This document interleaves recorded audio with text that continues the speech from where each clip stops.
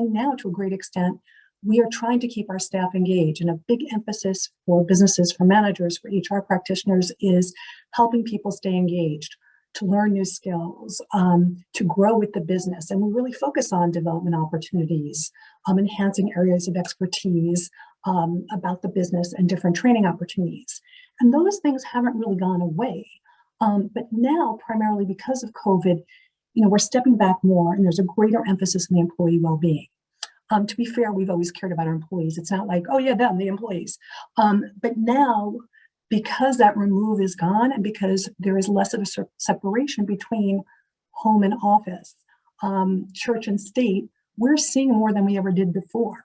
And we're engaged with employees in a very different way. And we're talking to them about things that maybe we never talked to them about before, just based on necessity, based because you're all in my bedroom now. And then, it just changes the dynamic entirely. So it begs a few questions. One is, do we miss not knowing, right? Do we miss not knowing about certain things about our employees? And I say that, tongue in cheek. Will this focus on our employee well-being, in addition to caring about their growth and development, be a new normal?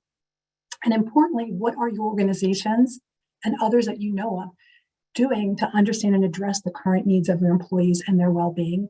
And are we looking at employees in this, in a framework of the whole person? Is that a term that we use? Is that something that as HR practitioners we talk about? So I'm really curious, what are your organizations doing? What are you thinking about this topic? Because it's big, and I think we're all grappling with it. So I know, Kate, you're on my screen first, so I'll see if you want to jump in, and then from moving forward, we'll just go back and forth as necessary. Sure. Thanks, Andrea. So hi, I'm Kate Danster. I am the HR director at Princeton University Press, a scholarly publisher. So big question, what are we doing? So I would say, just to kind of bottom line it, we're really listening to our staff and what they need right now.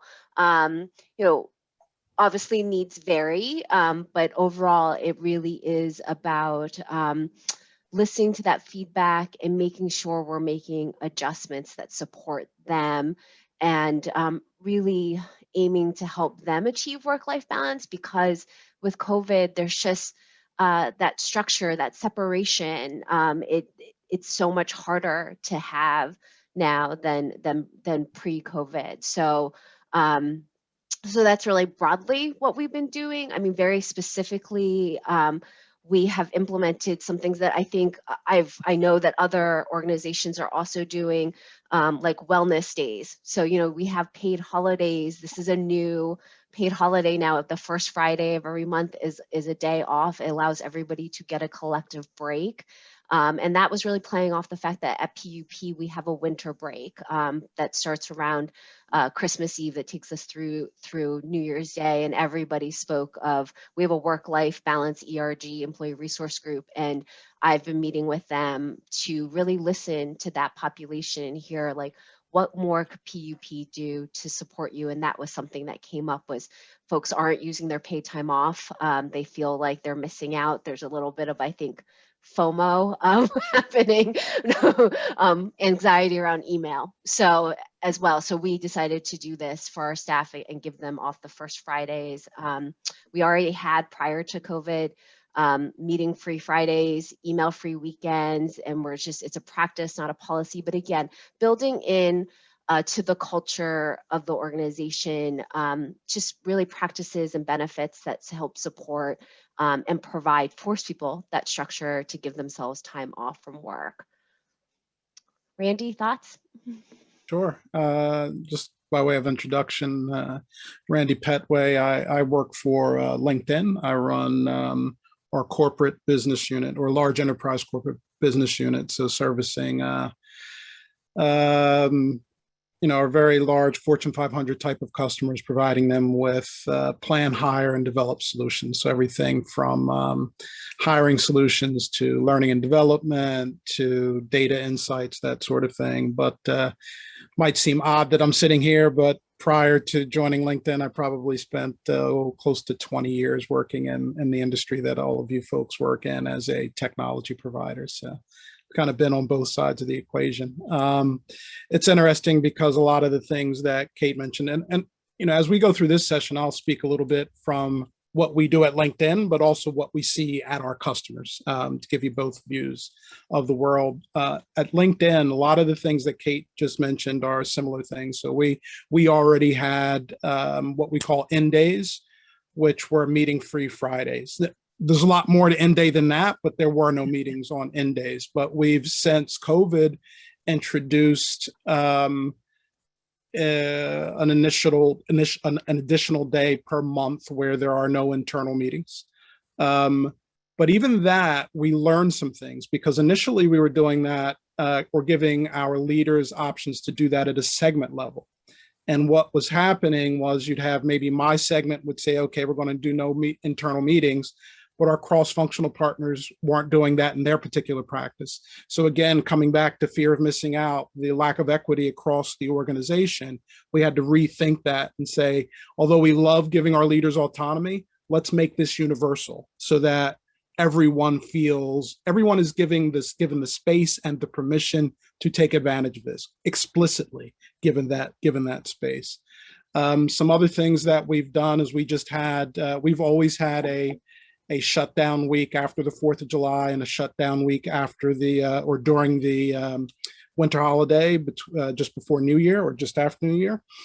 But just recently we introduced a rest up week, and it came right around spring break, because we wanted to align with the fact that kids might be home from school, for those who are actually in school, that sort of thing. So we gave everyone in the company, all 23,000 employees, a week off. And again, it was a quite explicit, do not answer your email, do not do anything. This is time for you to do whatever it is you'd like to do.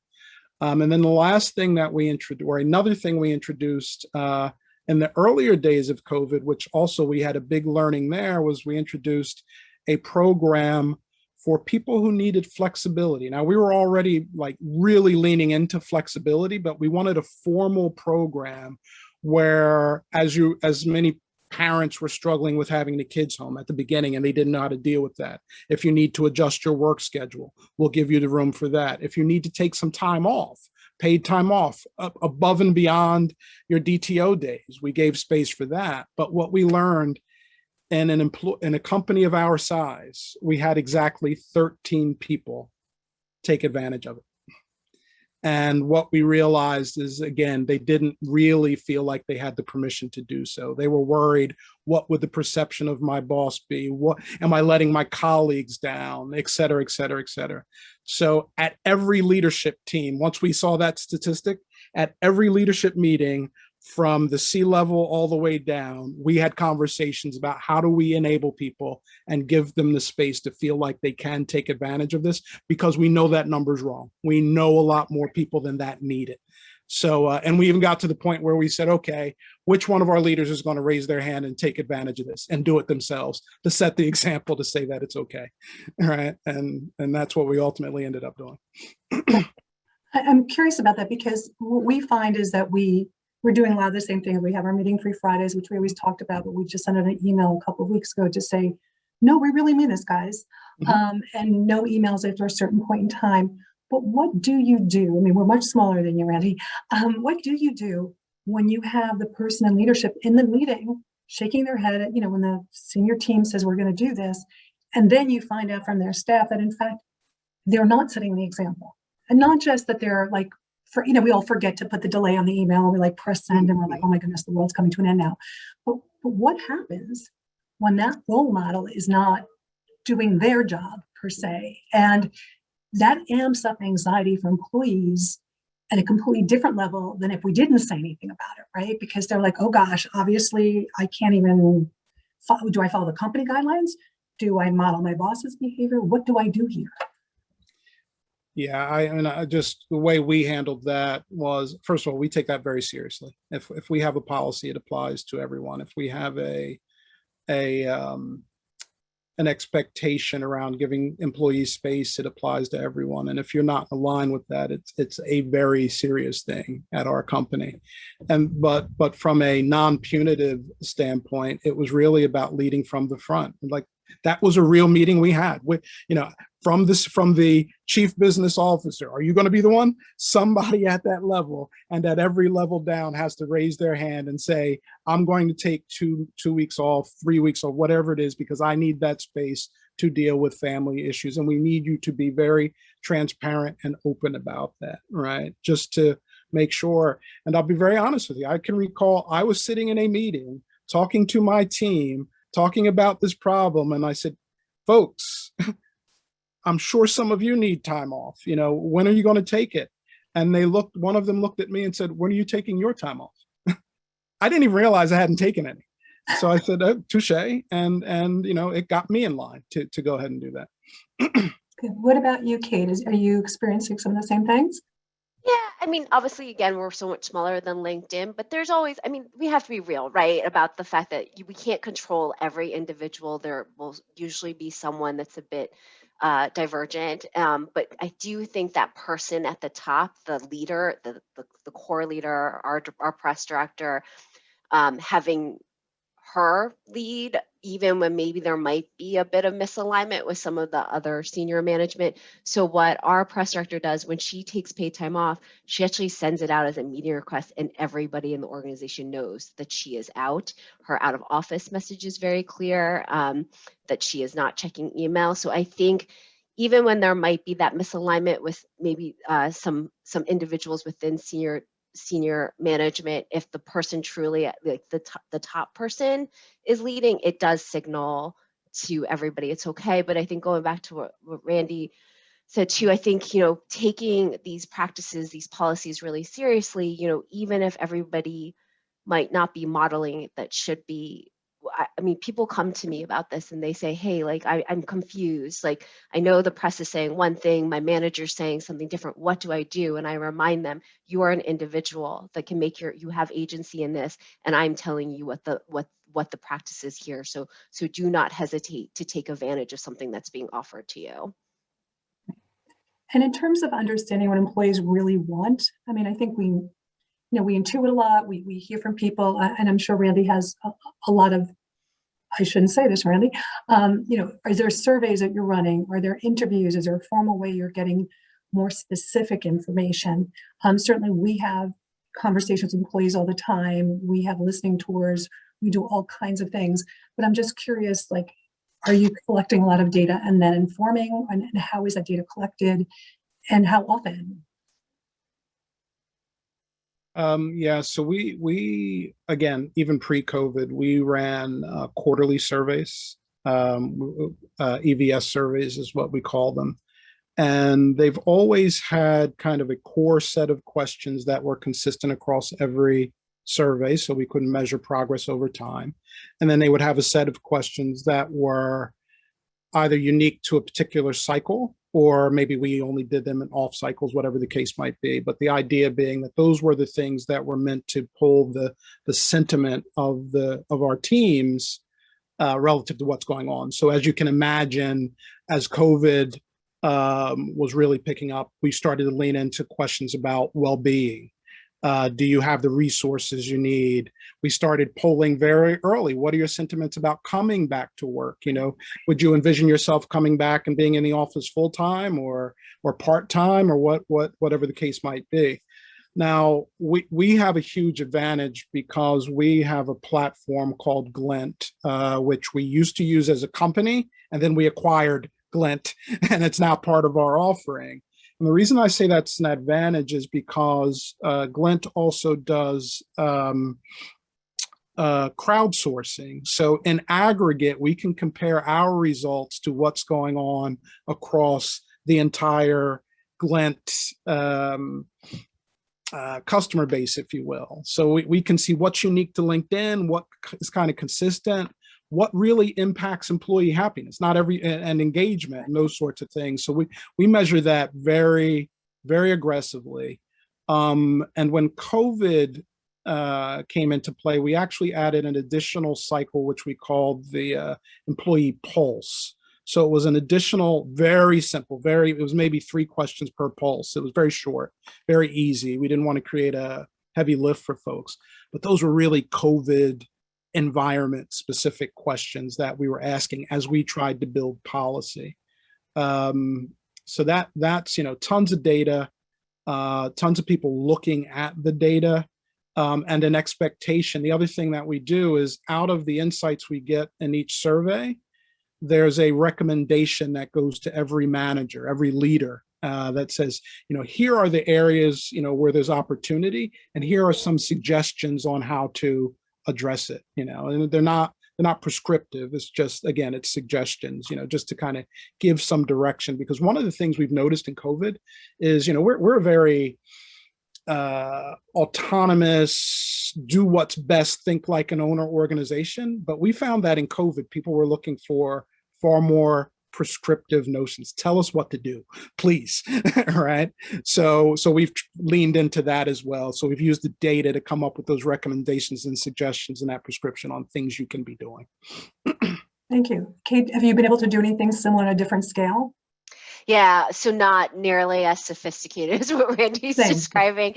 Yeah, but we are actually looking at a platform that sounds really similar to Glint that Randy was saying, where it allows us to real time get insight from staff, along with then comparing it to the other customers on the platform. So then you get a sense of kind of how does your population compare with a broader population, of kind of what their opinions are.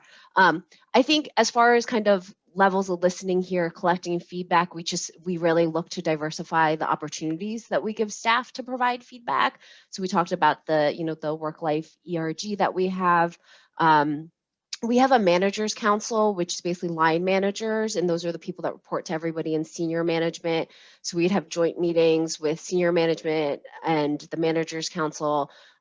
We also would have optional, or every Friday, we have optional meetings with senior management, meaning anybody can kind of just pop in and just kind of pick our brains on anything. Right now, those meetings are mostly oriented. There's actually one happening, I think, right now, literally right now, about returning to work to the physical office, to get just field questions, kind of see where people's minds are at. I think right now a hot topic is about the vaccine, like, do we mandate or do we not? And that's quite interesting, because it's what we are finding when you compare external perspective versus internal. There's not alignment there right now. I think legally we're being told don't mandate it. Our population's kind of saying, please mandate it. It's the only way I want to come back. So I think it's more informal. We're not as formally data driven at this stage right now. Yeah, the different scale. But I think the thing that I sort of grapple with, and I assume you guys do as well, is like, we used to put things in place that were sort of based on sort of a common denominator, like one size sort of fits all. And now, we're putting in meeting-free Fridays, or we're putting in no emails on weekends, or whatever the case may be. But we're finding out a lot more nuance about what's needed. Stereotypically, we're hearing that, women are having a harder time, right? Because they're generally the caregivers. They're also having a harder time with Zoom. I know I am. And, seeing ourselves pretty regularly, lots of articles about that. And there was always articles and studies, right? But we're finding out a lot more nuance. And we can't create, 20 policies around one specific things. But I know we talked a little bit about flex. I'm just curious, how you're talking to that, because sometimes we're managing it, but we're not necessarily communicating well about it. I'm just curious if that's something that comes up in conversation, because we could put in all these great things, but it doesn't address the needs of a percentage of our staff. Never mind, and we do have a huge population in the warehouse that has completely different needs and has to be in the office. So their well-being we're worried about, but we have to address it in a completely different way. So I'm just curious if you are flexing in kind of a different way, or thinking about it even a little bit differently, or communicating it differently. I'm happy to jump in there. A couple of times now it's come out, the scale that LinkedIn is operating at versus maybe some of the folks on this call. But I almost see that as an advantage in a lot of ways.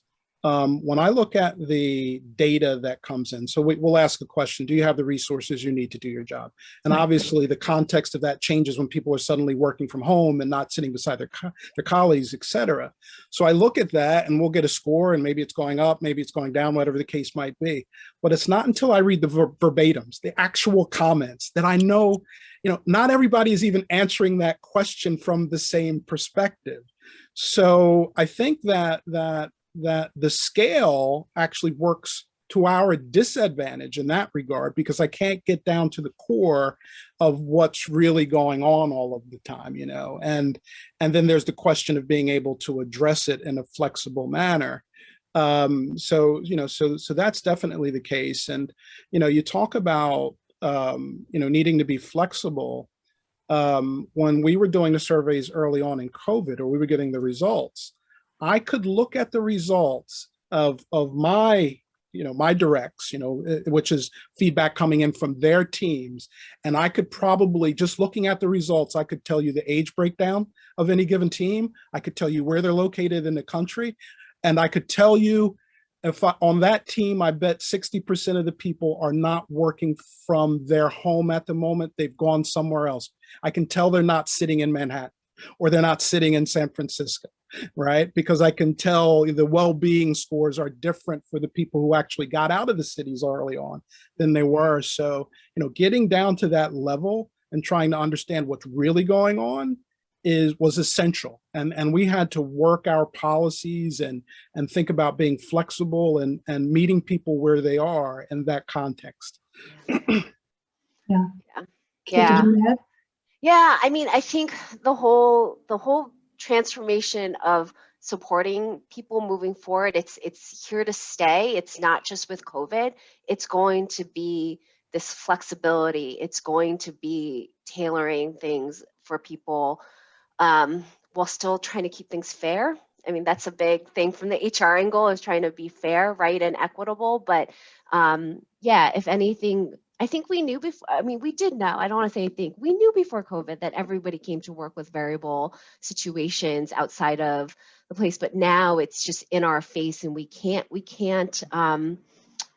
ignore it when we know what's going on, and particularly when people were actually directly impacted by COVID.